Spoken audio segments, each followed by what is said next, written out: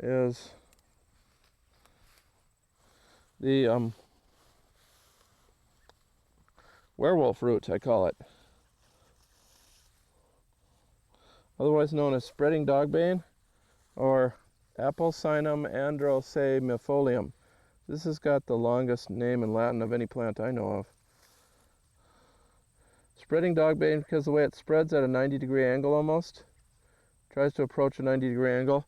Then under the ground, it grows north and south. And in fact, there's its next northern representative there. It grows north and south. It goes down an inch to a couple inches, and it forks, and it grows north and south. And so it's also called north and south root. Well, there's the elbow of the root.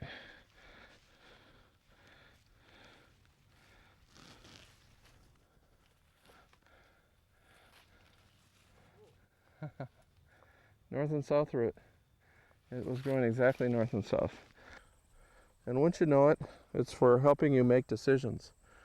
And what I've said about the gallbladder is where we make our conscious decisions. The egoic will says, I want that, I want this. You have gall to make that decision.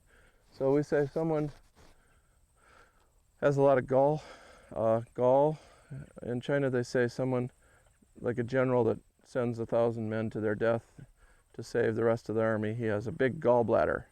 Whereas a coward has a little gallbladder. We say, old expression is a yellow belly. That's someone who's losing all their bile. So we have that same expression too. So the bile is associated with being able to make powerful egoic decisions in the outer world, executive ability. And this plant acts strongly on that. It is for weak gallbladder when the bowels are clay colored and not well, when there's not a lot of bile.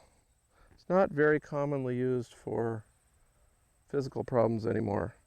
And it gets goofed up with its cousin Indian hemp, which is really a kidney remedy. They should be used independently. They shouldn't be confused with each other. And so I use it more as a psychological remedy. It's for people that need to make a decision. It's like they need to make a decision or die. They have to change or die. Like oftentimes it's a matter of leaving a domineering spouse or a dominating job that's destroying their life, not allowing them to follow their path and manifest who they are.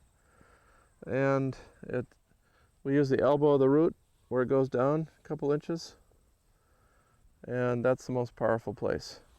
In Ojibwe Grand Medicine, or Anishinaabe Ojibwe Grand Medicine, it's called Medicine Lodge root because it's associated with the Medicine Lodge.